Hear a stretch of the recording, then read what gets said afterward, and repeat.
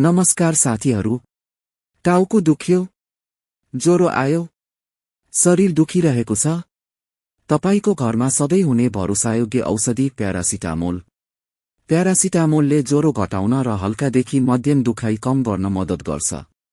टाउको दुखाइ, दाँत दुखाइ, रुघाखोकीसँगको ज्वरो, शरीर दुखाइ यी सबैमा प्रयोग गरिन्छ।